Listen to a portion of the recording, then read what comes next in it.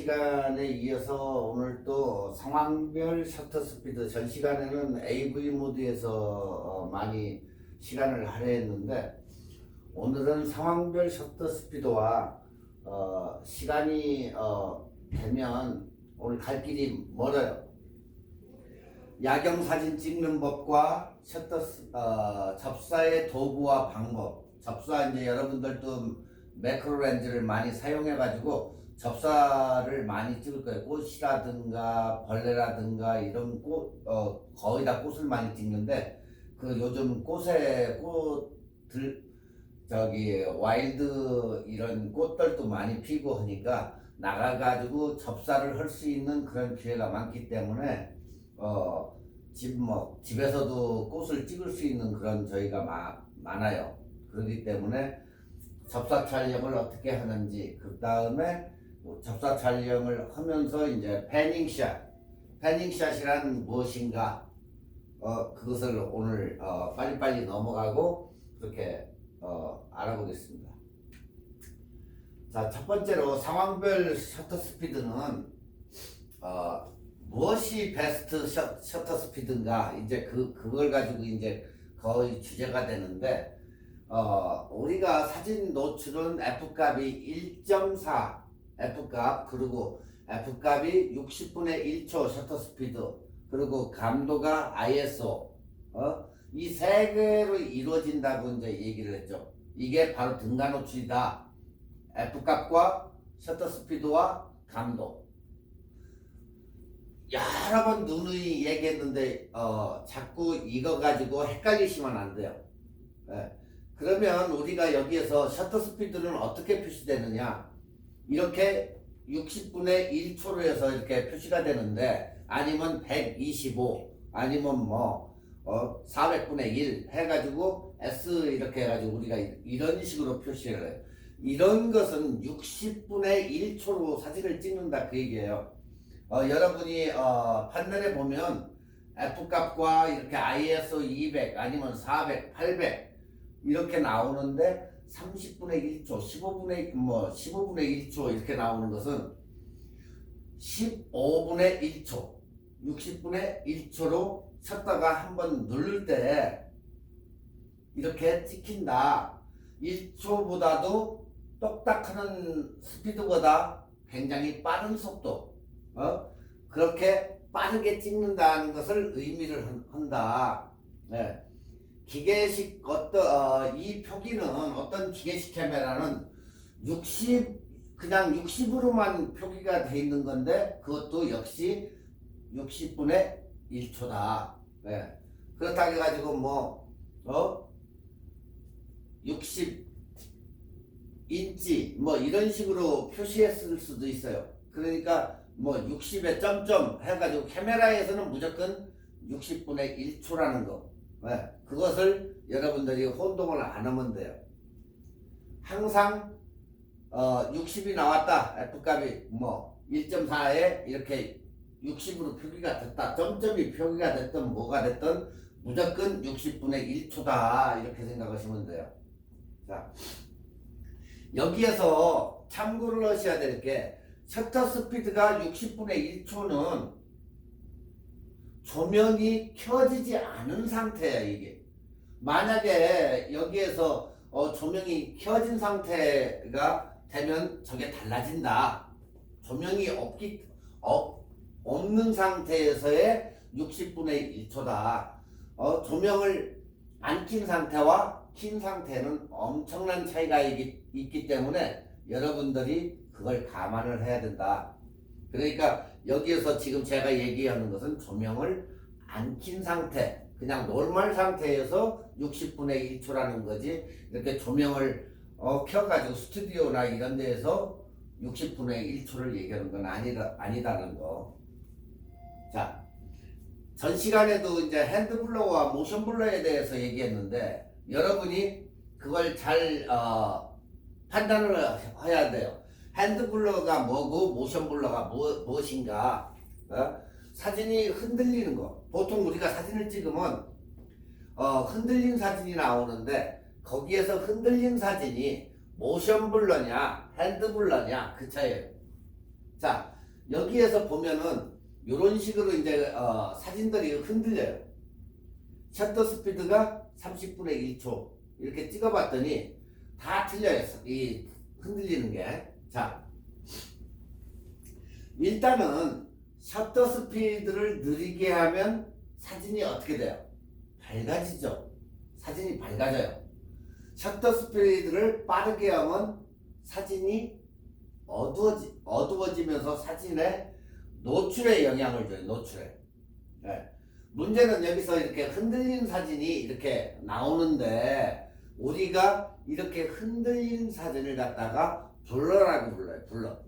그러니까 손으로 흔들려 가지고 한 것을 핸드 블러라고 하고 그 아닌 것을 갖다가 우리가 모션 움직이는 게 차가 확 하고 지나갔는데 손은 가만히 있는데 그 자동차의 잔상으로 해서 흔들리는 것은 우리가 모션 그 자체가 피사체가 움직이기 때문에 모션 블러라고 그렇게 얘기를 한다. 그래서 이렇게 두 가지로 얘기를 한다. 자, 핸드 블러와 모션 블러는 30분의 1초를 놓고 찍었더니 이렇게 엄청나게 상을 알아볼 수 없듯이 이렇게 흔들리고 F값을 셔터 스피드를 2000분의 1초로 주었더니 어때요? 인형이 딱 던졌을 때 정상적으로 이렇게 찍히더라. 그래서 우리가 스포츠 경기나 이런 것을 달리는 자동차를 찍을 때는 초수를 올리고 찍는 게 바로 이러한 문제 때문에 이렇게 찍는다. 자, 일단은 그러면 핸드블러란 같은 사진인데 스피드만 다르게 찍은 거예요. 그러니까 초는 다른데 밝기나 감도도 이상이 없는데 흔들림이 나타났다. 이런 경우는 셔터 스피드가 높으면 잘 나타나지 않지만 셔터 스피드가 저렇게 아래로 내려가면 저런 상태가 굉장히 많이 나타난다. 여러분들이 보통 카메라를 가지고 호텔이나 이런 데 가가지고 이렇게 사진을 찍을 때 어둡기 때문에 이런 현상이 많이 나타나요. 그럴 때는 ISO를 올리던가 그러면 셔터 스피드가 어느 정도 올라가기 때문에 아니면 조리개를 연대든지 해가지고 이 밝기를 어느 정도 조정을 해주면 셔터 스피드가 어떻게 올라가겠죠. 셔터 스피드가 보편적으로 우리가 실외에서 ISO를 갖다가 400이나 200이나 100으로 찍을 때와 실내에 들어가 가지고 800이나 1600이나 3200으로 ISO를 올릴 때에는 이 셔터 스피드가 확보가 되기 때문에 이러한 현상이 없어진다. 그래서 실내에 들어가면 ISO를 항상 올리던가 나는 자신이 없어요 하시는 분들은 그냥 오류에다 놓고 찍는 방법도 있다. 네. 자, 셔터 스피드가 낮으면 카메라의 촬영자에 의해서 물리적으로 손떨림이 생기는 현상, 그게 우리가 핸드블러라고 얘기한다. 아시겠죠? 핸드블러를 없이 찍는 방법은 무엇일까? 그러면 핸드블러가 생기는데 그러면 여러분이 귀찮겠지만 뭘 가지고 가야 된다? 삼각대. 네. 삼각대를 이렇게 세워놓고 찍을 수 있다. 네. 삼각대도 이렇게 세 개로 해서 다리가 생긴 것도 있고 이렇게 한 개짜리도 있어요. 그렇기 때문에 여러분들이 항상 그래서 저도 혹시 모를 때는 벽에다가 이렇게 기대가지고 완전히 이렇게 해가지고 찍는 경우도 있어요. 네, 초가 낮으면 굉장히 그게 도움이 돼요. 그리고 숨을 죽이고 그 당시에 총 쏘는 스타일로 쏘면은 절대 흔들린 그런 저거는 나타나지는 않는다. 우리가 뭐라고 하죠? 그런 사람들을 수전증이 있다고 하죠. 수전증. 커피를 많이 먹는 사람, 술을 많이 먹는 사람 어때요? 손이 좀 썩 떨리죠. 그래서 수전증이 있다. 우리 이 카메라에서도 그런 얘기를 많이 해요. 그렇기 때문에 삼각대를 쓰고 와이어레스나 이렇게 리모트 컨트롤로 찍으면 그런 일은 발생, 흔들림이 없는 사진을 찍을 수가 있다는 거. 자, 핸드블러의 특징. 그럼 무엇이 핸드블러일까? 사진 전체가 흔들린다. 사진 전체가. 자, 이럴 때는 무조건 삼각대를 이용해 가지고 극복하는 방법이 그거밖에 없다. 안 그러면 절대적으로 사진이나 옷다 벽에다 기대가지고 안 움직여 숨도 먹고 해가지고 살짝 눌러가지고 찍는 그런 방법밖에 없다. 그래서 IS 기능, 이제 여기에서는 세 번째로는 IS 기능이라고 하는데 뭐 한국에서는 손떨방이라고도 얘기하는데, 이것을 IS 기능이 있는 렌즈에서 잡으면 인사이드에 이 렌즈가 흔들려도 이렇게 잡아주는 그런 기능이 있기 때문에 IS 즉 스테빌라이저 시스템이 있는 렌즈를 여러분이 구입해 가지고 쓰시면 된다. 네. 여러분이 이제 소니나 이런 거 뭐 미러레스를 쓰시는 분들, 뒤쪽에서 보고 구도 잡고 이렇게 쓰시는 미러레스 카메라를 산 사람들이 있어요. 그런 사람들은 카메라 자체에 이 IS 기능이 내장되어 있는 카메라도 있다. 그 엄청 이득이 되겠죠. 그런 때는. 네. 그러니까 자기 카메라에 봐가지고 IS 기능이 있는 사람은 상관이 없지만, 이런 IS 기능이 없다고 치면 렌즈에 IS 스테빌라이저 시스템이 있는 것을 구입하면 이런 문제는 줄어든다. 그렇게 생각하시면 돼요. 자, 그 반대로 이제 모션 블러가 무엇일까? 피사체가 움직여서 사진이 흔들리는 것이다. 모션 블러란 직접적으로 촬영자가 고정인데, 피사체가 자동차가 획 하고 지나가면서 찍혔을 때의 그 잔상이 남아서 흔들리는 거, 이걸 갖다가 우리가 얘기할 때 모션 블러라고 얘기한다. 피사체가 움직여가지고, 근데 그것을 갖다가 나쁘게만 이렇게 적지 말고, 그렇게 피사체가 움직여서 흔들린 사진들도 멋있는 사진이, 작품 사진들이 많으니까 그걸 갖다가 여러분들이 보시고 그거를 판단을 해서 이건 사진이 괜찮다, 그런 사진을 일부러 찍는 사람도 있다는 거, 그렇게 아시면 돼요. 자, 모션 블러의 특징은 피사체별로 흔들리는 정도가 다르다. 빨리 가면 손으로 나타나고 천천히 가면 덜 이제 잔상이 남겠죠. 핸드블러는 사진 전체가 흔들리지만 모션 블러는 피사체 자체만 흔들린다. 그러니까 이게 무슨 얘기냐면, 사진을 찍었을 때 피사체가 움직이는 것은 흔들리지만 뒷배경이나 이런 데는 정상으로 나오겠죠. 그렇지만 손으로 흔들리는 것은 모든 게 전체가 다 흔들리는 거예요, 핸드블러는. 그러니까 핸드블러는 전체적으로 사진이 알아볼 수 없을 정도로 흔들리는 거고, 이 모션 블러는 뒤 배경이나 이런 것은 아무 이상이 없어요. 길거리에서 찍었는데 뒤쪽에 있는 쇼 윈도에 있는 그림이나 뭐 이런 상품이나 이런 것은 그대로인데 달리는 자동차만 흔들리더라. 이게 우리가 모션 블러라고 한다. 두 가지 나왔어요. 핸드 블러하고 모션 블러. 두 가지 카메라 용어가 나왔으니까 그거 헷갈리지 말고 항상 기억하시면 돼요. 자, 모션 블러의 특징이 있는데, 모션 블러의 특징은 피사체별로 흔들리는 정도가 다르다. 그러니까 빨리 지나가는 것과 천천히 가는 것과 피사체의 그 스피드에 따라 가지고 흔들림이 달라진다. 움직임, 어떻게 움직이느냐에 따라서 그게 달라진다, 그 얘기예요. 자, 여기에서 모션 블러를 업했을 때와 모션 블러의 온 했을 때 영상에 이게. 자, 그러면 여러분들이 이것을 한번 보시면 어떻게 달라지는가. 자,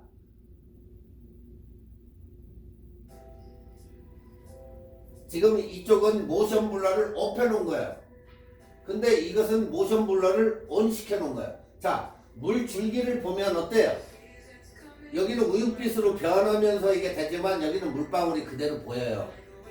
이 차이가 이렇게 다르다는 거예요.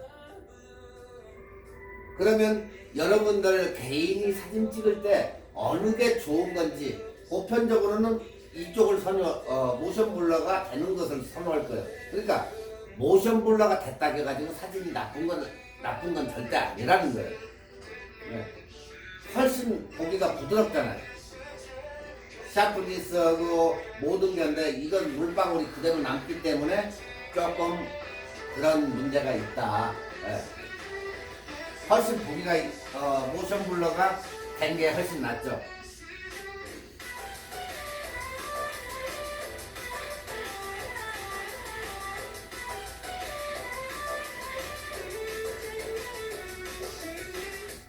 이렇게 차이가 난다는 거예요, 사진이. 영상도 역시 카메라 영상도 이런 식으로 해서 차이가 난다. 모션 블러와 모션 블러 아닌 것이.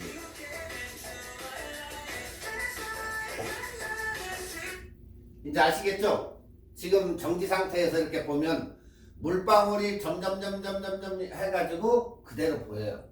그렇지만 여기는 완전히 우윳빛으로 해서 이렇게 멋있게 이런 식으로 변한다. 모션 블러 온 시켜놓으면. 네. 그러니까 모션 블러가 이렇게 차이가 있다. 온과 옵과. 아시겠죠? 이제 자, 움직이는 피사체에 따라서 움직임의 흔들림 정도에 따라서 이렇게 달라진다. 자동차. 그 대신 이렇게 핸드폰 박스 같은 데는 그대로 있잖아요. 그러니까 야간에 작품 사진을 찍는 사람들은 이런 스타일의 사진을 굉장히 원하죠. 그러니까 여러분들도 이것을 자꾸 찍어보고 전 시간에 포켓 사진 얘기했는데 불빛을 갖다가 놓고 손으로 살짝 움직여가면서 사진을 찍어보는 것도 좋아요. 그 대신 초가 낮아야 된다. 뭐 30분의 1초나 뭐 50분의 1초나 이렇게 놓고 사람을 놔두고 불빛이 뒤 배경이 있으면 사진을 셔터를 누르면서 살짝 들어 올리면 멋있게 이 불빛 잔상이 남는다. 그런 방법도 있다. 자, 혹시 혹은 이 디스플레이에서도 찾을 수 있는데 LCD에서 주로 이슈가 되는 잔상도 있어요. 이렇게 지금 이렇게 정상적인 사진과 이렇게 흔들린 사진. 자, 이 사람은 가만히 있는데 지나가는 사람이 흔들리는 거. 이게 바로 모션 블러라는 얘기예요. 모션 블러. 이 사람은 아무 이상 없는데 지나가는 이 사람만 흔들리는 거. 그리고 여기에서도 이렇게 흔들리는 거. 이게 바로 모션 블러예요. 자, 모션 블러의 이제 특징. 이 모션 블러의 특징은 피사체별로 흔들리는 정도가 달랐다고 좀 전에도 얘기했죠. 그리고 오직 셔터 스피드로만 극복이 가능하다. 셔터 스피드를 올리고 낮추고 해서 이걸로 달라진다. 그러니까 빠른 피사체의 움직임을 제어할 수 있는 방법은 빠른 셔터 스피드만 가능하다. 네. 하지만 우리가 야간에 찍는 장노출이나 현장의 극대화해서 현장감을 돋보이는 사진은 뭐가 좋다? 모션 블러가 상황을 굉장히 극대화시킨다는 거예요. 그러니까 여러분들이 이런 것을 머릿속에 항상 넣고 내가 이 현장을 갖다가 좀 상황을 극대화시킨다 할 때는 이런 식으로 해서 모션 블러를 택해가지고 사진을 그쪽에다가 맞춰가지고 찍으면 좋다. 아까도 여러분이 이렇게 비교표를 봤지만 모션 블러를 오프 해놓은 것과 온 해놓은 것과 그렇게 차이가 난다. 그래서 현장을 갖다가 극대화시킬 때는 모션 블러가 최고다. 예. 그래서 모션 블러 자체로 아름다운 표현을 그렇게 가능하게 해준다. 아시겠죠? 자, 여러분들이 모션 블러를 이용해서 굉장한 아름다운 그런 분수를 찍던 뭐 야경을 찍던 그런 아름다운 사진을 많이 찍을 수 있기 때문에 여러분들도 꼭 한 번씩 찍어보는 것을 권해요. 자, 여기에서 보면은 지금 우리가 실이나 이런 데 봤을 때 빌딩에 올라가 가지고 찍을 때 이렇게 불빛들이 직선으로 난다든가 이런 저희가 찍히는데 이런 때에는 우리가 장노출 사진이다 이렇게 얘기해요. 장노출. 노출을 시간을 좀 많이 줘가지고 길게 셔터 스피드를 늘어뜨려 가지고 찍는 거죠. 그러니까 보통 우리가 흐르는 물을 갖다가 우윳빛으로 만들기 위해서 15초 정도를 준다고 그랬죠. 이런 것은 그 아래로 해가지고 노출을 컷 이런 식으로 아니면 하고 한참 있다가 컷 해가지고 찍는 사진 셔터 이 스피드를 우리가 노출을 길게 준다 해서 장노출이라고 이렇게 얘기해요. 이런 사진은 장노출로 찍어야 된다.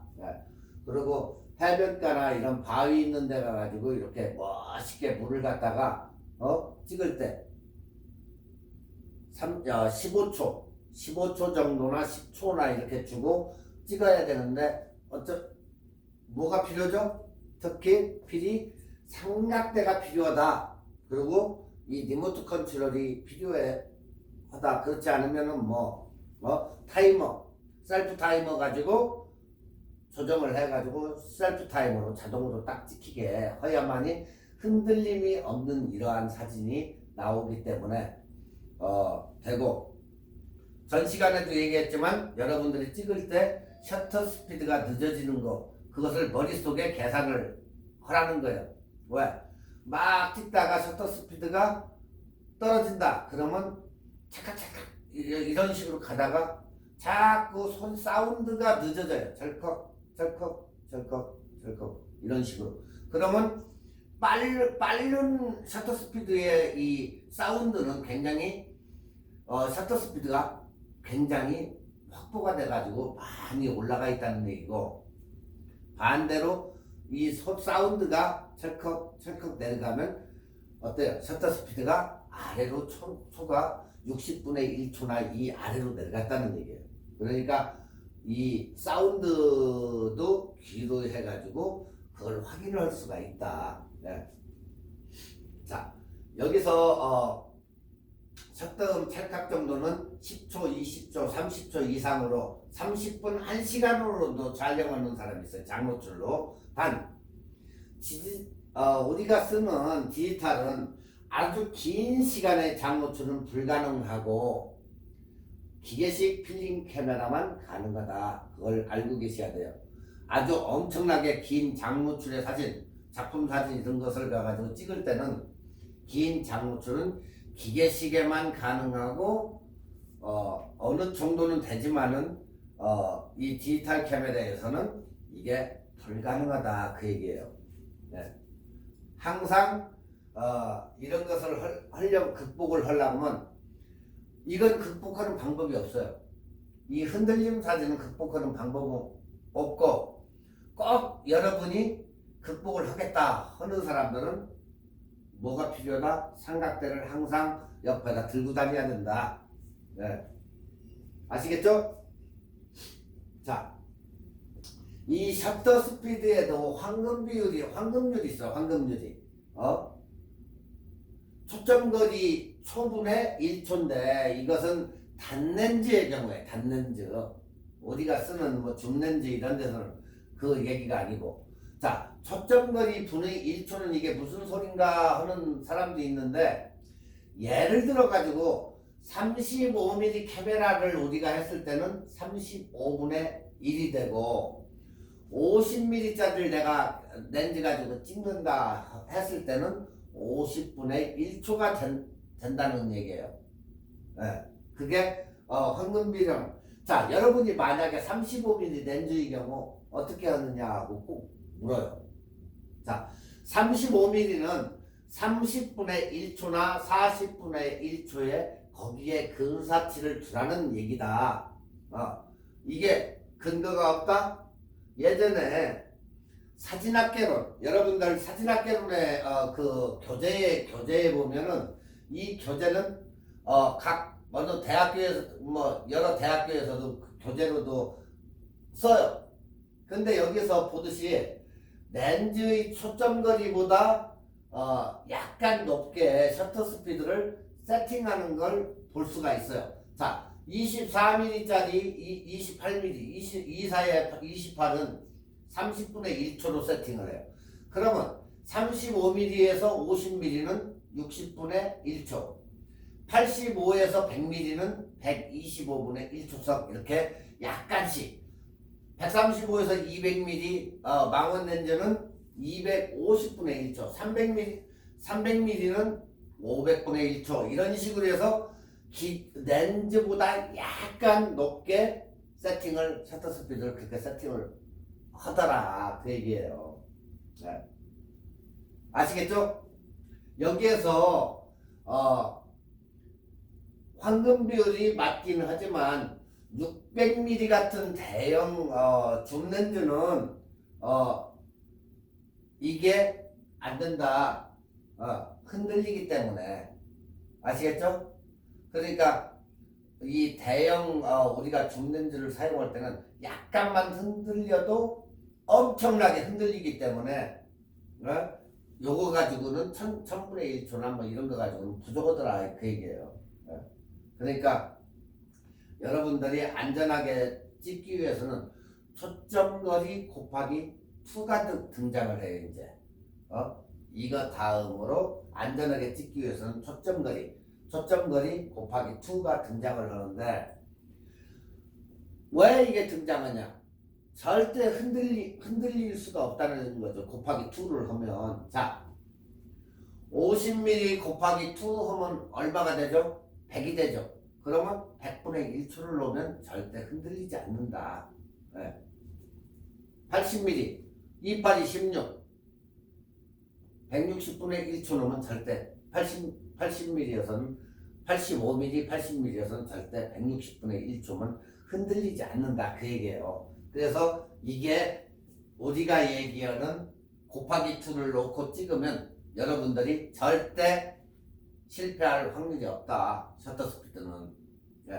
그래서 현명하게 안전하게 곱하기 2로 가라는 거예요. 자, 내가 50mm다. 그러면 100분의 1초. 만약에 35mm다. 그러면 곱하기 2. 70분의 1초. 뭐 이런 식으로 절대 곱하기 2로 하면 실패할 확률이 없고, 그리고 여러분들이 어느 정도 중급 이상이 돼가지고 찍는다 할 때는 이것도 무방하다. 교재는 각 대학에서 교재로는 쓰지만은 이거보다 더 안전하려면 곱하기 2로 가고 이 정도도 충분히 가능하다 그 얘기예요. 자, 이에 대해 여러분 카메라 세팅 매뉴얼이나 이런 걸 보면 셔터 스피드 최저치 세팅에 최저값을 설정해 주시면 카메라가 최저값 이하로는 안 내려가려고 제어를 해준다. 카메라 자체에다가 여러분이 그걸 세팅을 해놓으면 그 아래로는 안 내려가려고 그래요. 근데 그렇게 해놓을 이유가 없죠. 그러니까 초보자일 경우에는 뭐 항상 60분이나 60분의 1초나 제가 얘기하는 것은 80분의 1초. 초보자는 80분의 1초를 될 수 있으면 내려가지 말아라 하면 안 내려갈 분들은 이 세팅을 해주면 된다. 근데 굳이 그렇게까지 세팅을 할 이유는 없을 것이다. 그 얘기예요. 왜 그냥 만약에 그게 아래로 해서 그렇게 내려가서 찍으면 백발백중 핸드블러가 나온다는 얘기죠. 네. 그렇기 때문에 손떨림 방지 기능이 있는 것을 쓰시던가. 요즘 디카 시대에 와가지고는 이게 굉장히 카메라가 좋은 제품도 많이 나오고 그런 시스템도 IS 기능이 있는 그런 카메라도 있고 하기 때문에 이 손에 수전증 있는 수전증 잡는 저거는 굉장히 발달해 있기 때문에 굳이 필요가 없을 수도 있다. 특히 여성분들이 많이 선호하고 가볍고 한 카메라, 소니 알파 시리즈 같은 거, 소니 미러레스 카메라들은 그런 IS 기능이 자체적으로 내장이 되어 있기 때문에 절대 흔들릴 이유는 없다. 그 얘기예요. 자, 우리가 여기에서 이제 참고적으로 이제 해놨는데, 자, 우리가 좌우로 흔들린다거나 소니 미러레스 스테빌라이저 시스템인데 이렇게 흔들릴 때는 자체적으로 여기에서 롤링 해가지고 지가 잡아요. 자, 이것을 갖다가 스테빌라이저를 끄고 찍었더니 요런 잔상으로 해서 사진이 나오더라. 그리고 온을 시켰더니 이렇게 정상적으로 손이 흔들리는 것을 소니가 잡아주더라. 이렇게. 자, 엄청난 차이가 있죠. 네. 자, 이 사진도 딱 핸드블러가 딱 됐는데 정상적으로 온 시켜 놓으니까 이렇게 정확하게 잡아냈어요. 여기에서도 지금 이 조형물이 흔들렸어요. 근데 핸드블러를 스테빌라이저 온 시키고 오니까 정확하게 이렇게 잡아내더라. 그래서 스테빌라이저 시스템이 이렇게 중요하다. 네. 안 그러면 여러분들이 아주 미세한 떨림에도 잘 고정을 시킬 수 있는 그런 방법을 택해야 돼요. 아니면 뭘로 찍어야 된다? 삼각대 같은 걸 가지고 다니면서 찍어야 된다. 그 얘기예요. 자, 제조사 스펙은 4, 5 내지 스타, 실제 체감 스펙은 2에서 3 스타일이 되더라. 네. 그러니까 우리가 소니 알파 6600 같은 거 쓰시는 분들, 그리고 캐논 스테빌라이저나 현실감은 우리가 느끼기에는 2 내지 3 스탑 정도더라. 이렇게 이제 봐요. 이 말은 2 스탑은 4배, 3 스탑은 8배. 네. 그러니까 아까처럼 안전하게 찍으려면 곱하기 2 해가지고 8로 나누니까 4다. 그러니까 100분의 1에서 내 스탑을 빼면 12분의 1초가 되더라. 이건 그냥 이론상이에요. 이론상. 그러니까 여러분들 이거 신경 쓸 거 없어요. 아까처럼 안전하게 곱하기 2 해가지고 찍는 게 좋다. 네. 아시겠죠? 자, 모션 블러를 극복하기 위해서는 교재를 보면 우측표와 같아요. 이렇게. 하지만 이 표를 우리가 외울 수도 없어. 다. 어떻게 이걸 다 외워가지고 가지고 다녀요. 네. 그러니까 여러분이 찍고자 하는 피사체는 주로 10m 내외일 거라고요. 네. 여러분이 찍으려고 하는 피사체는 거의다가 10m 정도 안쪽에 있을 거란 말이에요. 그러니까 멀리 떨어진 피사체는 측정이 불가능하니까 움직임도 잘 나타나지도 않아요. 근데 10m 안에 있는 그런 사람은 어때요? 우리가 거의 저거에 가만히 10m에 가만히 서 있는 사람은 거의 없어요. 움직이지 자꾸. 그렇기 때문에 우리가 일반적으로 정지해 있는 사람은 15분의 1초, 걷기 시작하면 200분의 1초, 약간 이렇게 빠르게 뛴다든가 하는 것은 500분의 1초, 그 다음에 완전히 달리는 사람은 1000이나 2000분의 1초 이렇게 보시는 게 정확하다. 여기서 자, 보시면 지금 이렇게 천천히 걸어가는 사람 100분의 1초, 그 다음에 200분의 1초 여기가 맞고, 그 다음에 그걸 갖다가 확대를 해서 이렇게 보니까 200분의 1초의 때와 100분의 1초, 예. 창이 어느 정도는 낮지만 약간 이렇게 틀어지기 시작해요.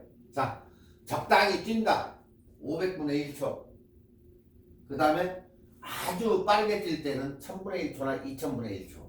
예.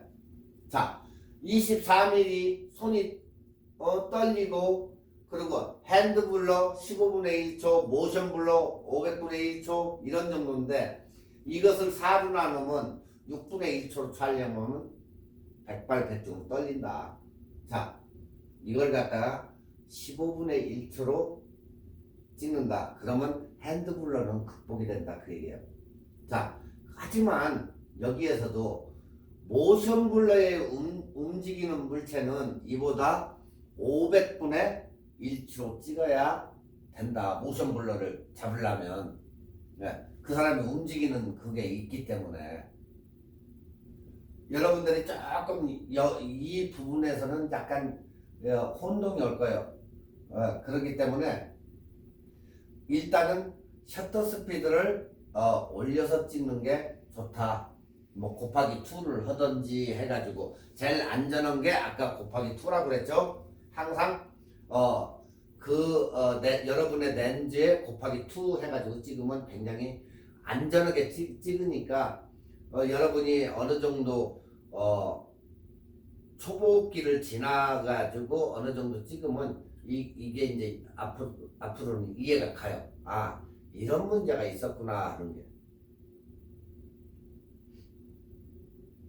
자, 우리가 제일 많이 쓰는 200mm 예를 들면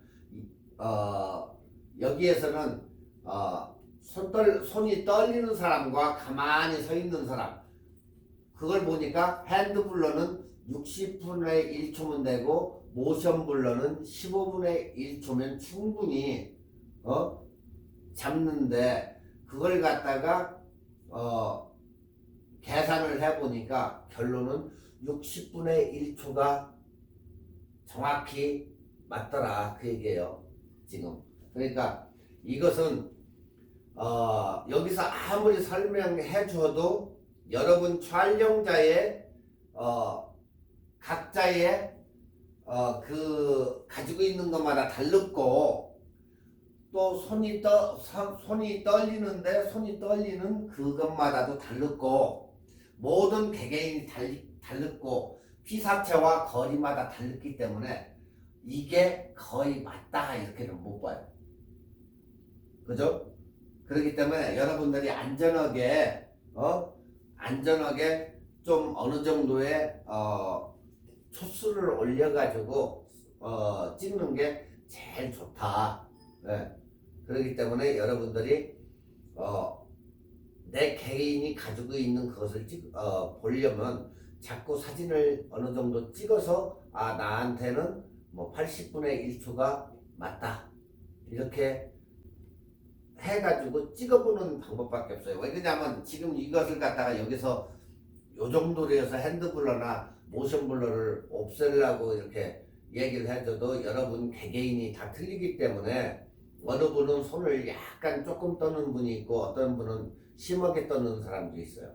그렇기 때문에 이게 개개인이 다 다르기 때문에 그것을 갖다가 여러분이 감안하셔야 된다 그 얘기예요. 아시겠죠?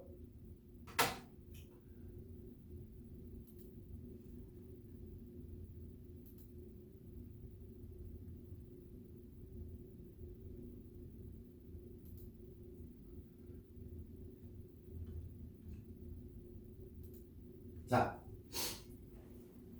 접사의 도구와 방법. 접사가 뭐죠?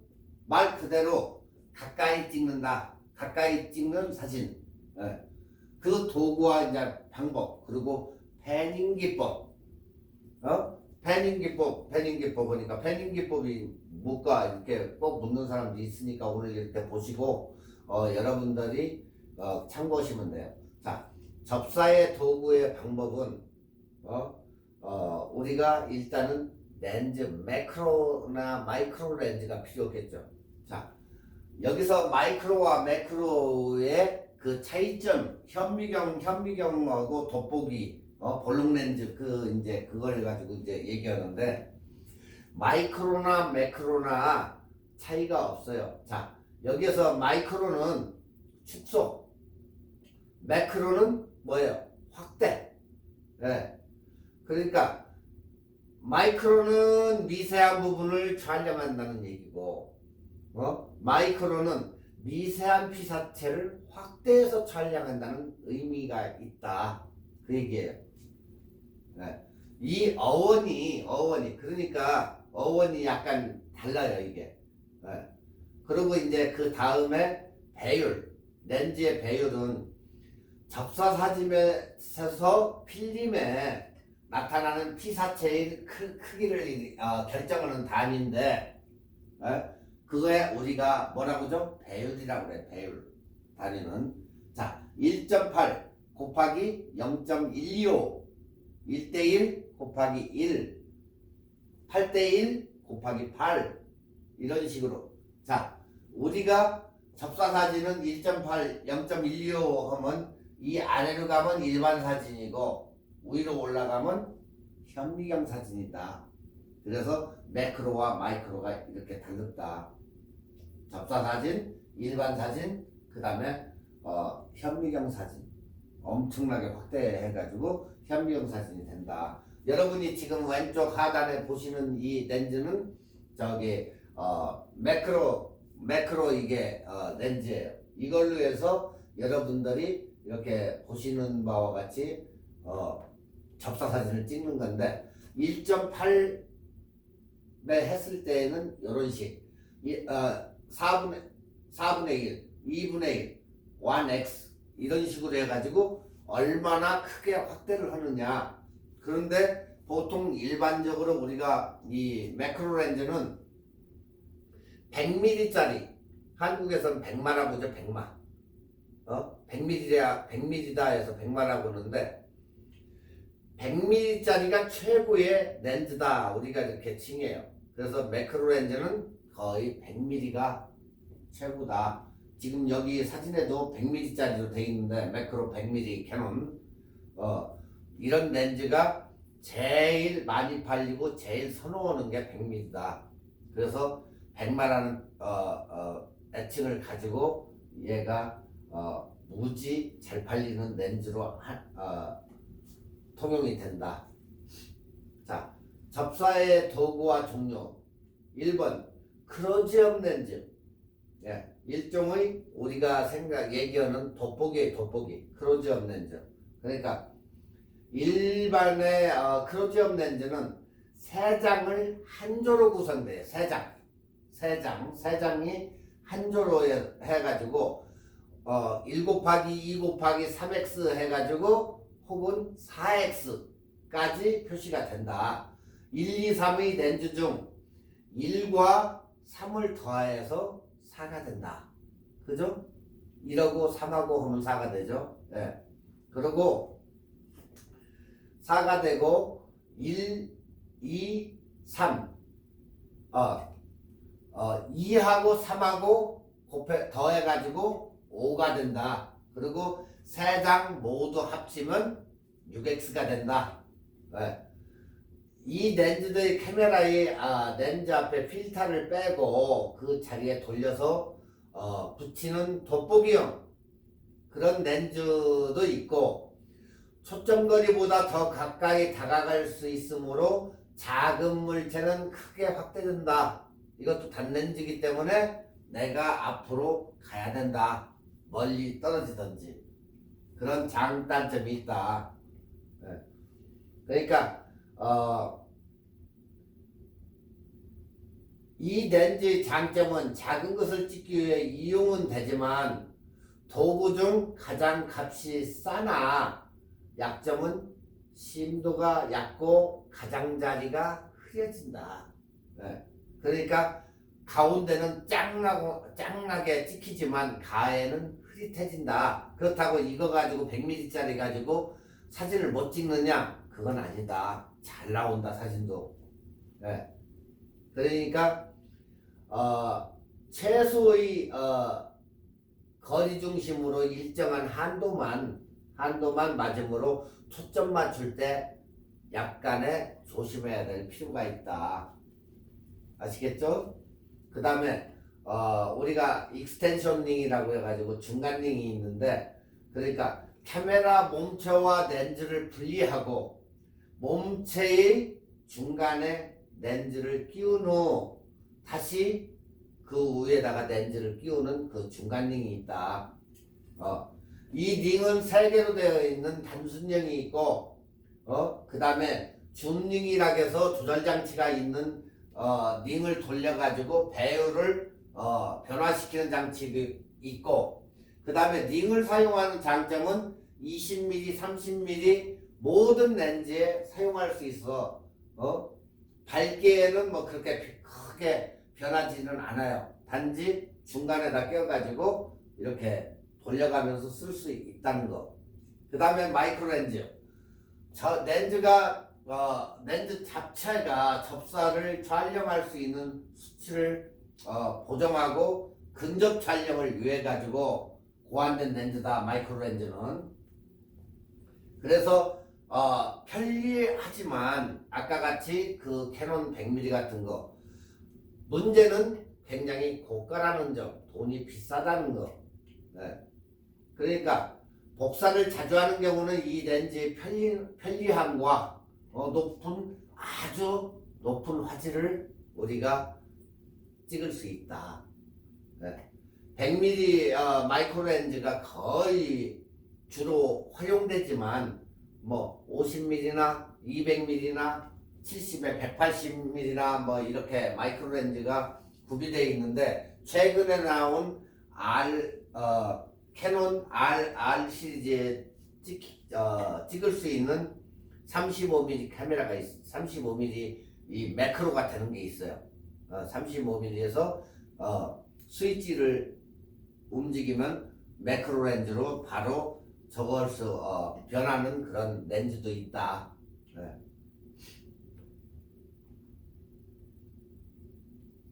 다음에 이제 뭐 벨로우즈인데, 이것도 중간링 형식으로 해가지고 자바라 형식으로 해서 움직일 수 있는 그런 형식으로 이제 만들어졌는데, 렌즈를 몸체에서부터 멀리 이렇게 가지고 갈 수 있고, 미세한 것을 맑게 보이며 빛의 감량을 없이 찍을 수 있다. 예. 이건 자바라 형식으로 해서 돼 있는 거예요. 그래서 사용하기에는 굉장히 불편하다, 이건. 하지만 고배율 접사에는, 굉장히 고배율 접사, 막 끌어당기는 그런 접사에는 굉장히 좋다. 예.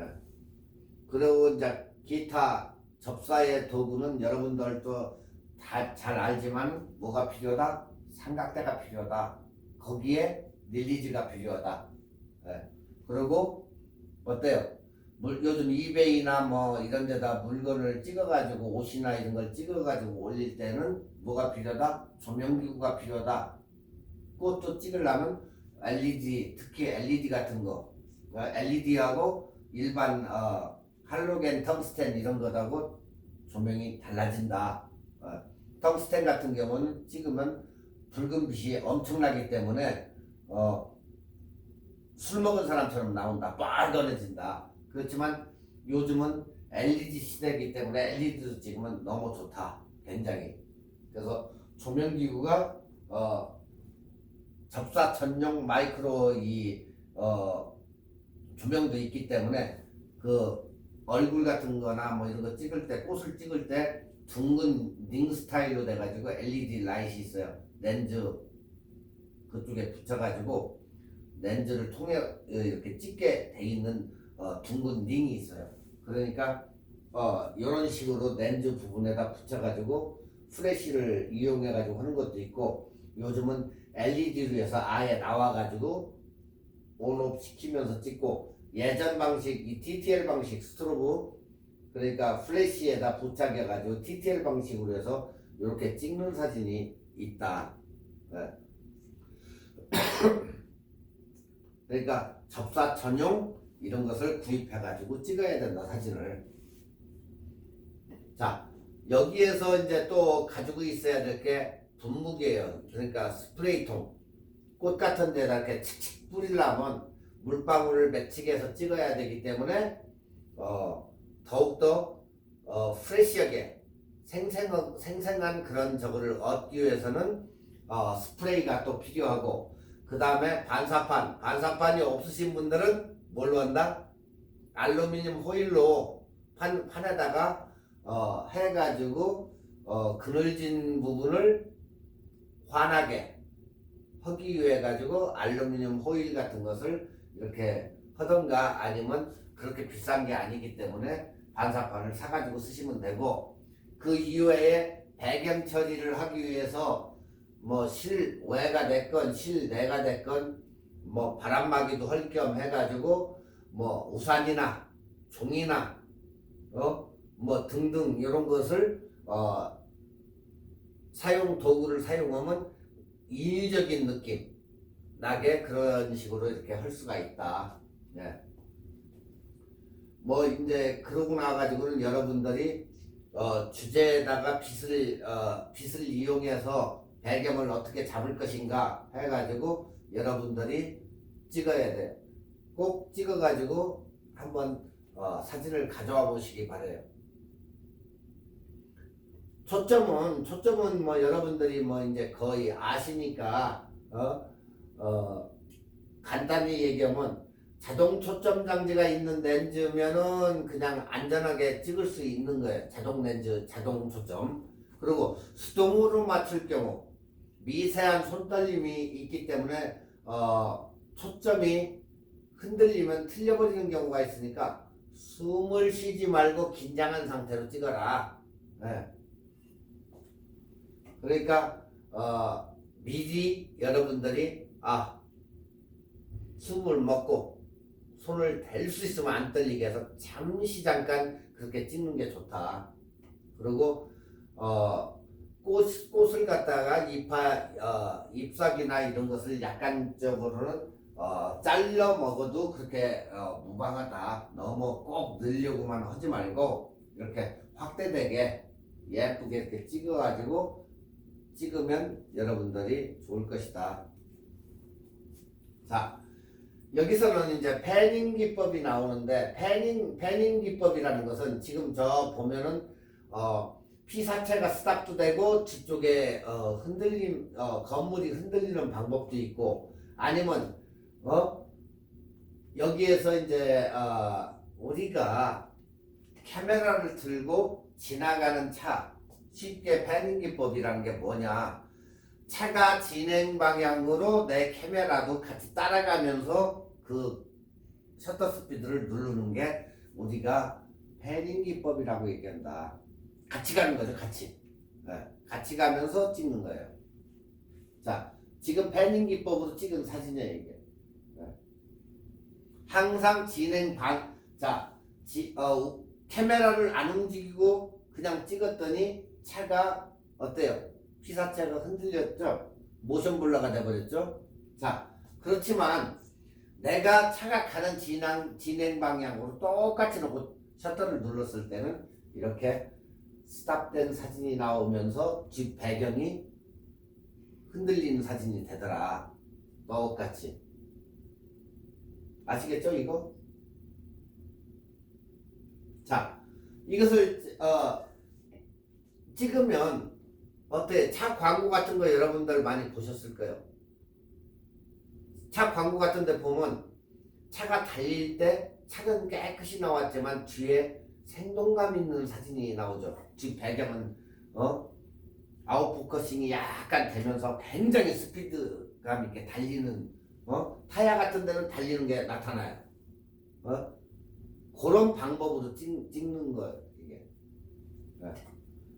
자, 속도가 느리다. 일단 촬영 요령은 셔터 속도를 느리게 하고 30분의 1초 정도 그 이하, 그러니까 뭐 20분의 1초나 이런 정도 늦게 하고, 왜 그러냐면 셔터 스피드가 너무 길어지면 피사체가 흐려질 수도 있기 때문에 너무 빨리 주면 안 된다.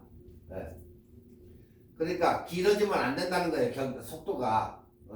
셔터 속도는 주변 밝기에 좌우되며 너무 밝으면 노출상 느린 셔터 속도가 안 나오므로 어떻게 했나? 엔티 필터 같은 것을 사용해 가지고 찍으면 셔터 스피드가 나온다. 그래서 항상 빛이 밝으면 엔티 필터를 해서 다운 시켜 가지고 찍는 방법이 있다. 그러니까 또한 카메라로부터 피사체나 배경의 거리에도 관건이 깊으니까 너무 멀면 흐르는 효과가 약해지고 너무 가까우면 너무 흐려져서 피사체를 구분하기가 어렵다.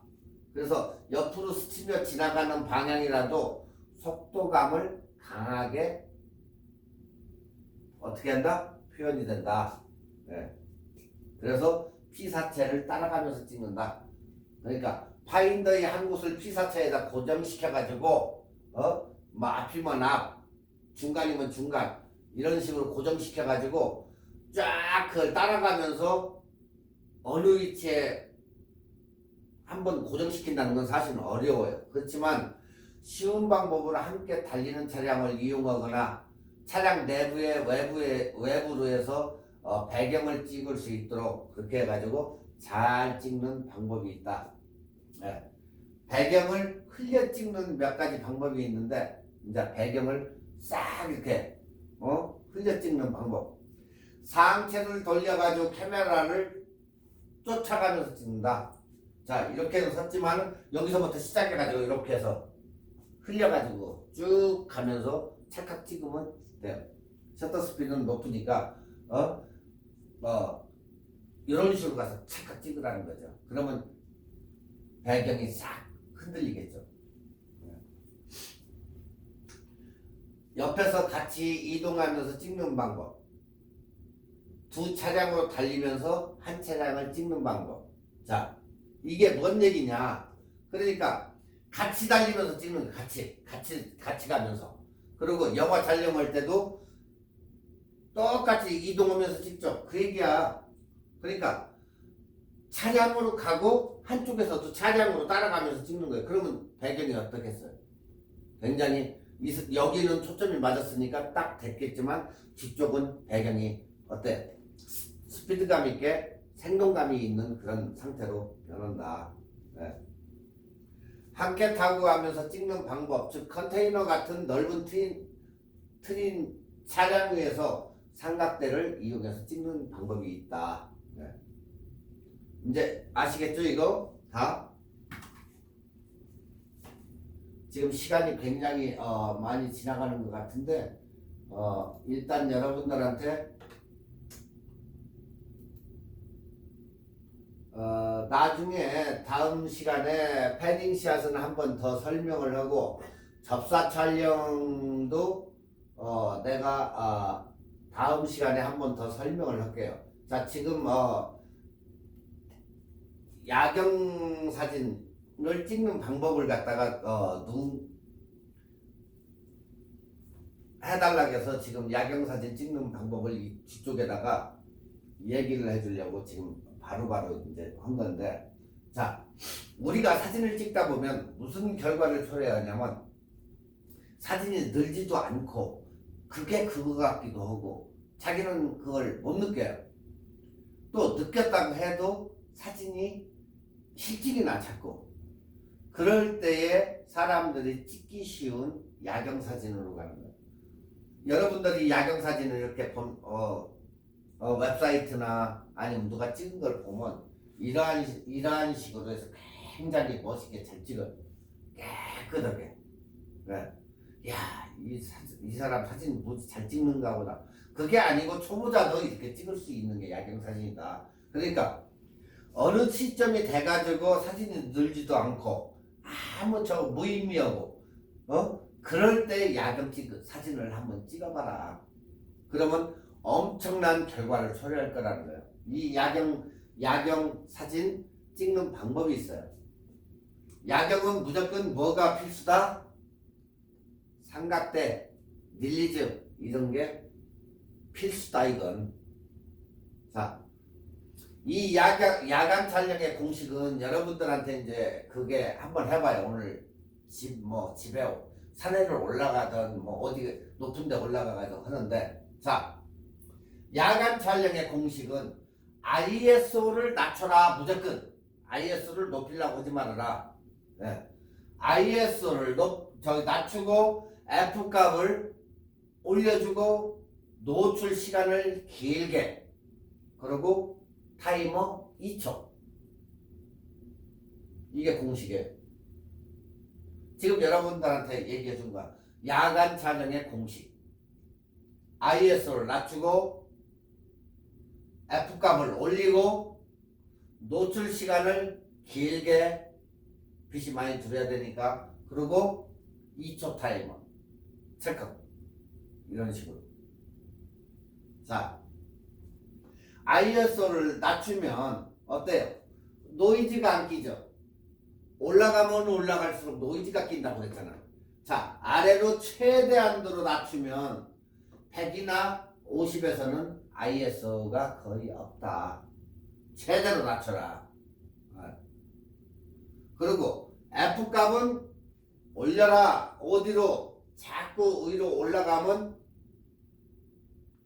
조리개가 열리기 때문에 깨끗해질 거 아니에요. 빛도 많이 들어오고. 그리고 노출 시간을 길게 하라는 얘기는, 노출 시간을 길게 15분의 1초, 30분의 1초, 8분의 1초 이런 식으로 노출 시간을 될 수 있으면 길게 주라는 얘기예요.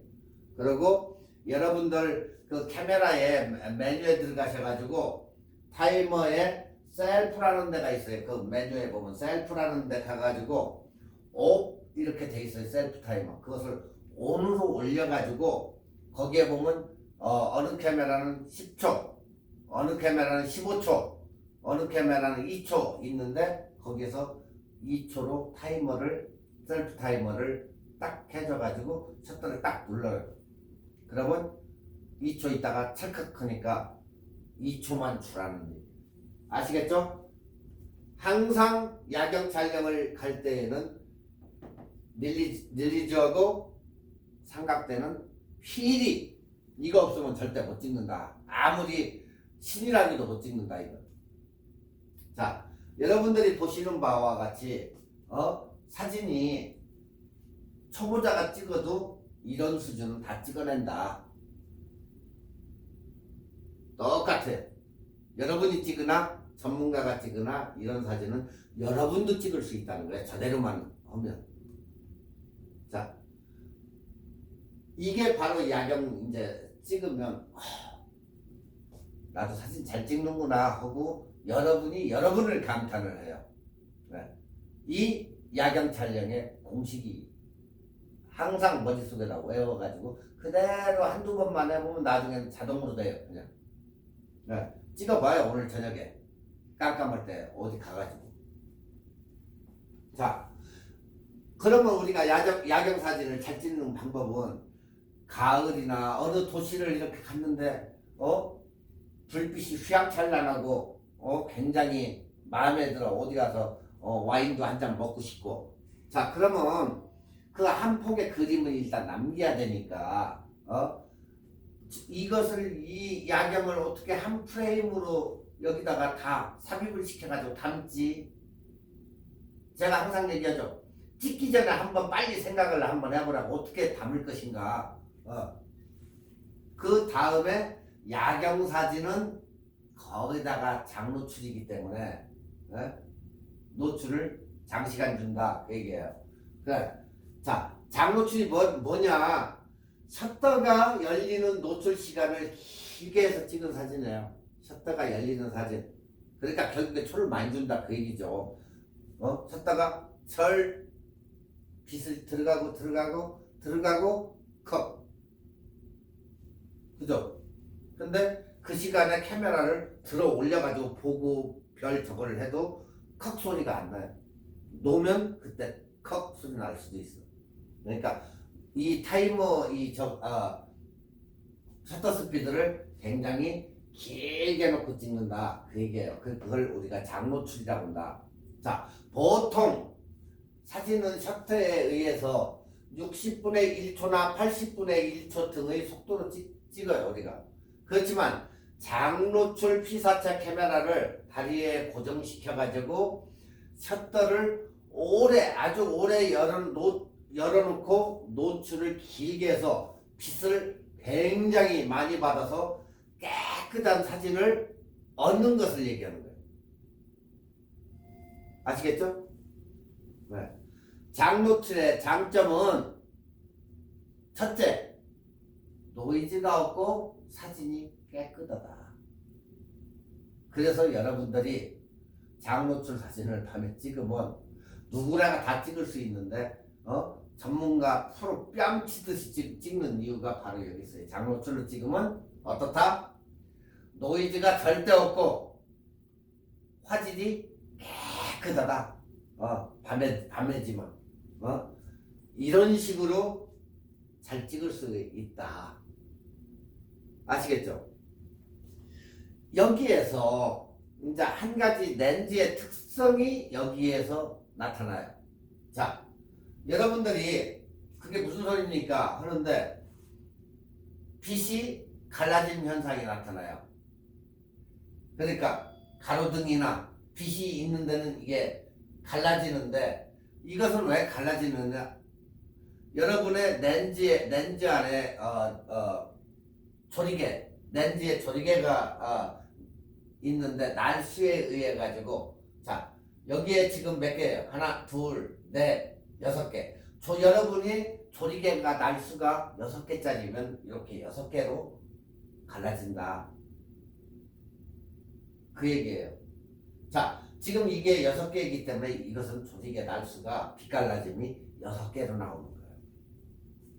네. 그러니까 렌즈의 특성인 빛갈라짐은 자동차의 움직이나 자동차 빛의 궤적 이런 것이 나타난다. 네. 이 궤적 보이시죠? 이렇게 길. 네.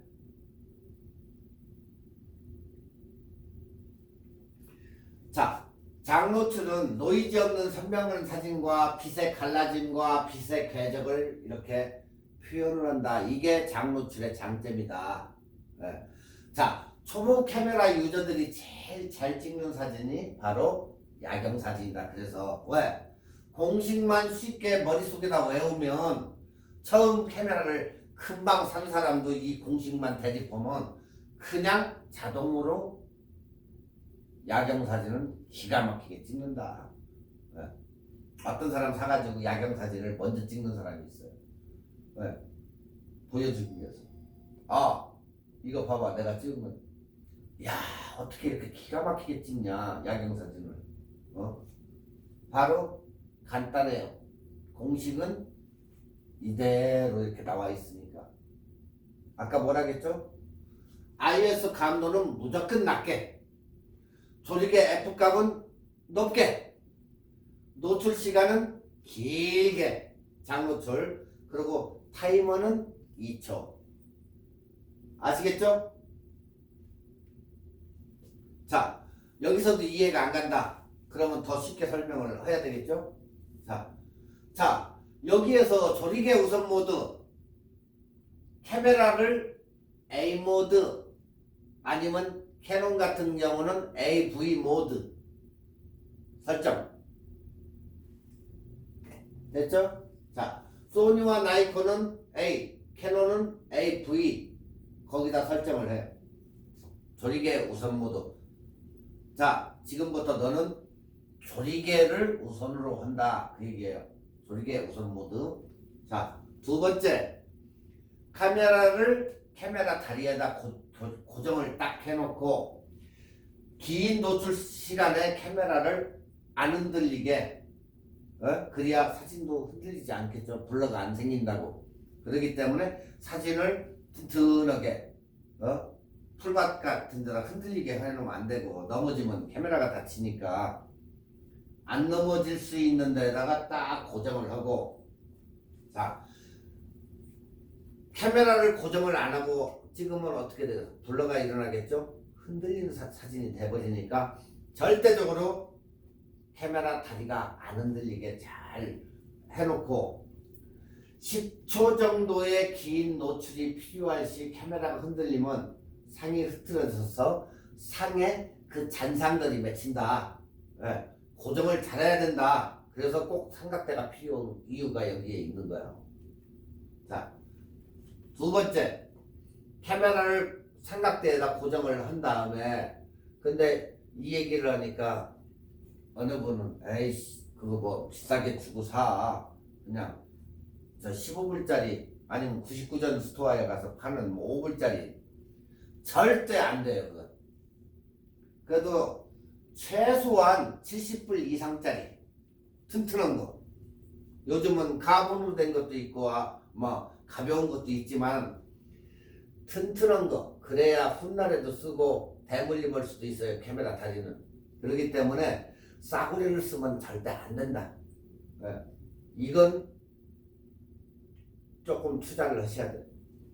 70불 정도만 돼도 이 카메라 움직임이라든가 이런 건 좋은데, 3, 40불짜리인 거 쓰면 카메라 이렇게 움직이려고 하면 뻑뻑뻑 이러니까, 그런 걸 없애기 위해서도 좀 괜찮은 거 사고, 그 다음에 카메라 릴리스도 뭐 카메라 살 때 따로 릴리스가 있으면 그걸 쓰던지, 아니면 와이어레스로 가만히 서가지고 구경하면서 찍던지, 이런 식으로 유선과 무선 두 종류가 있기 때문에 여러분이 이 릴리스는 그다지 비싸지 않아요. 그렇기 때문에 꼭 이렇게 줄로 된 걸 하든지 아니면은 와이어레스로 쓰든지 해가지고 카메라를 잘 고정을 한 다음에 어떻게 한다? 세 번째, IS 감도를 낮춘다. 100이나 200으로. 네. 그리고 IS를 오토 수동으로 바꿔서 IS 100에서 400 정도로 설정한다. IS를 보통 오토로 우리가 굉장히 많이 사용해요. 저도 어떨 때는 보면은 실내에 들어가지 않는 이상은 거의 다, 실내 들어가도 어떨 때는 오토로 쓰는 경우도 있는데, 거의 지금까지는 거의 제가 뭐 그냥 맞춰가지고 쓰니까 안 적었는데, 여러분들이 만약에 그 불편하다면 오로로 이렇게 놓고 써도 무방해요. 자, 이 야경에서는 매뉴얼로 바꾸시고 오토를 갖다 풀라는 얘기예요. 오토로 쓰지 말라는 얘기지. 100이나 400으로 먹는다. 딱 지정해서. 자, 일단은 뭐 100으로 논다고 칩시다. 100. 어둡거나 바람 상태에 따라 가지고 그 상태 이제 100에서 400 정도인데 바람이나 이런 상태에 따라 가지고 400으로 가느냐 100으로 가느냐, 여러분이 그걸 결정을 하라는 거예요. 그걸 만약에 못 온다면 100으로 한번 찍고 400으로 한번 찍어봐요. 어떻게 차이 나나. 그러면 여러분들이 하고 또 느껴요. 그래서 자, 조리개를 어떻게 해준다? 조인다. 그래야 사진이 깨끗이 나오니까 조인다. F값을 높인다. 결국에 F10 이상으로. 그러니까 뭐 대낮에 해변가나 이런 데에서 찍듯이 F값을 올려준다는 거예요. 왜 그러냐면 F값이 보통 대부분 렌즈에서 F값이 높으면 높을수록 빛 갈라짐 현상이 극대화로 나타난다. 그렇기 때문에 F값 조여줘야 된다. 조리개를. 자, 조리개는 F값으로 조정한다. 즉 F값을 올린다 하면 열린 조리개가 닫아진다. 이 이야기는 빛이 들어오는 시간을 길게 준다는 이야기다, 이게. 자, 다시 말해서 조여놓으면 구멍이 작아가지고 빛이 들어오는 시간을 길게 해줘야 되기 때문에 노출을 길게 주기 위함이다. 조리개값은 렌즈의 특성과 연관이 관계가 아주 많다. 그러니까 처음 초보자들은 조리개를 열고 찍는 사람들이 많아요. 빛을 많이 받으려고. 근데 조리개를 조이고 찍으면 사진이 어때요? 밝고 굉장히 선명해진다. 평상시에도 제가 얘기해서 조리개를 조이고 찍으면 짠한 사진이 나타나지만 열고 찍으면 흐리멍텅한 사진이 된다고. 밝긴 하지만 그래서 조리개를 조여가지고 빛을 작게 주면 선명하고 굉장히 화질이 좋다. 조리개 최대 개방보다 살짝 완전히 적어오는 것보다 살짝 조여주는 것이 화질이 좋다는 얘기예요. 그래가지고 사진을 찍으면 장노출 경우에는 F값이 10 정도 돼야 된다. 10 정도 되면 이런 스타일로 해가지고 괜찮은 사진이 나온다는 거예요. 자, 노출 시간은 적절히 조절해서 바람이 많이 불거나 바닥이 불안전한 상황, 노출 시간을 줄여라. 그럴 때에는 바람이 많이 불면 노출 시간을 줄이라는 거예요. 그리고 노출 시간을 어떻게 줄입니까? ISO를 약간 올리면 되잖아요. 100이었던 것을 뭐 400으로 올린다든가 많이 불면 약간 올려주면 되고, 그리고 F값을 16에나 뭐 10이 있으면 8 정도로 내리면 되잖아. 이렇게 내려가지고 그러니까 지대가 높거나 바람이 세고 바닥이 뭐 울퉁불퉁 해가지고 불안정할 때는 노출 시간을 좀 줄여준다. 노출을 줄이려면 ISO 값이나 F 값을 낮추면 된다. ISO는 그러니까 약간 올려주고 F 값은 약간 내려주고 아까 10 정도 줬으면 8 정도로 F 값을 내려주라는 얘기예요. 렌즈에. 자, 그리고 타이머는 2초 타이머를 설정을 한다. 누를 때 미세한 움직임을 방지하기 위해서 이러한 릴리스를 사용하고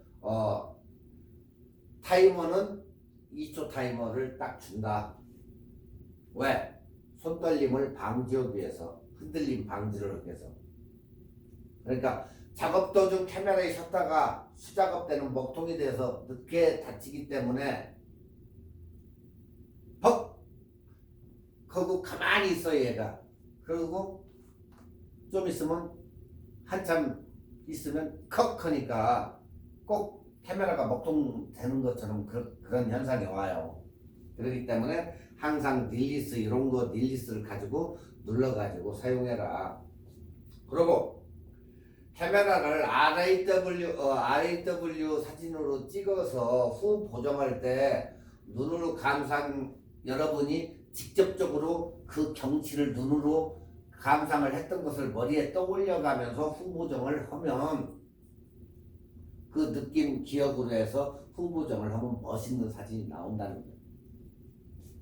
자, 지금까지는 찍는 방법이었어요. 이제 주의사항. 너무 어둡다 보면 카메라가 어떻게 해? 카메라 초점을 못 잡아요. 절대적으로. 어두운데 무슨 카메라가 멍청한 카메라인데 어떻게 그걸 잡냐고. 못 잡아요. 절대 초점을. 이럴 때 자동 대신 매뉴얼에서 수동 초점을 사용한다. 수동 초점. 이것이 힘들다고 하시는 분은 카메라 옵션에서 피킹 기능을 활용한다. 자, 피킹이 뭐예요?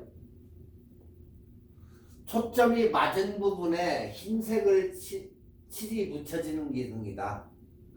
초점이 맞은 부분에 흰색이 이렇게 맞춰져요. 그런 게 있어요. 여러분 메뉴에 보면 피킹. 그러니까 초점 맞은 부분은 흰색이 싹 이렇게 칠해져요. 여러분이 해보시면 집에서 해보세요.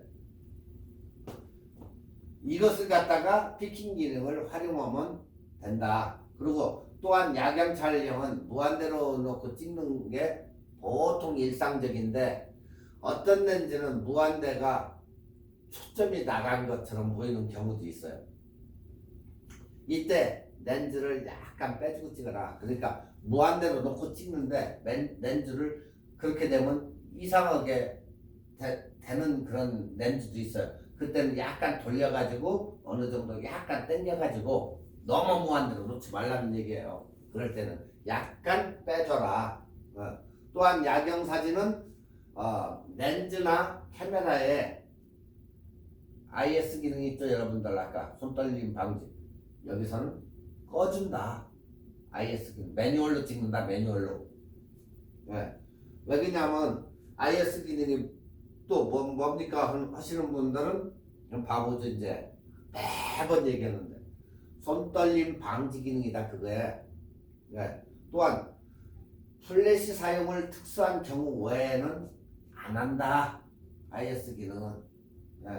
플래시를 사용하다 작광이 들어오는 경우가 있기 때문에 딴 광선들이 들어오기 때문에 뭐 카메라마다 다르겠지만 여기에서는 그 잡다한 광선 때문에 노출 보정 제로로 찍을 때 가끔 밝게 나올 수가 있어요.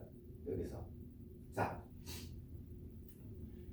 어두운 것을 밝게 밝은 것은 어둡게 카메라는 이런 식으로 생각을 해요. 우리 생각은 딴 생각을 하는데 이 카메라는 멍청해가지고 어두운 것은 밝게 찍으려고 하고 밝은 것은 어둡게 찍으려고 해요. 이게 카메라의 습성이에요. 이런 식으로 찍광하려고 해요. 카메라는. 그러니까 여러분이 이것도 한쪽에다가 이렇게 메모라이즈를 시켜줘요. 자, 항상 야간에는 플래시를 꺼준다. 플래시 켜고 야간 촬영하는 사람은 없다. 절대. 플래시는 거의 안 쓴다. 안 가져가도 된다. 플래시는. 절대 야간 촬영하는데 플래시는 도움이 안 된다. 자, 그럴 땐 노출 보정 EV 0.3에서 1까지 내려서 마이너스 1 스텝 정도로 찍는 것을 권장을 해요. 그게 끝이에요. 자, 그러면 이 얘기를 우리가 엄청나게 길게 이렇게 얘기해봐야 잡소리 같이 들려요. 절대 걱정하지 마시고 공식대로만 찍으면 된다. 그 얘기예요. 공식. ISO 낮추고 F값 올리고 노출 시간은 길게 그리고 타이머는 2초 밀리스와 삼각대 땡. 그러면 여러분들이 이렇게 찍어요. 사진을 이렇게 찍어가지고 꼭 한 장씩 제출을 해봐요. 얼마나 잘 찍었나. 그리고 만에 하나 의문이 있으면 저한테 전화를 주세요. 그러면 거기에 대한 답변을 해드릴 테니까. 오케이? 자, 오늘 여기까지고 이제 코어 브레이크 들어가시는데 3주 동안 잘 쉬시고 다음 학기 시작하면은 다시 카메라 계속 모든 부분을 구도도 못했고 하기 때문에 계속해서 이어갈 테니까 다음 학기 시작되면 바로 이어가지고 3주 쉬고 그러고 들어갈 테니까 그렇게 알고 여러분들 3주 동안 편하게 쉬시고 3주 후에 뵙도록 하겠습니다.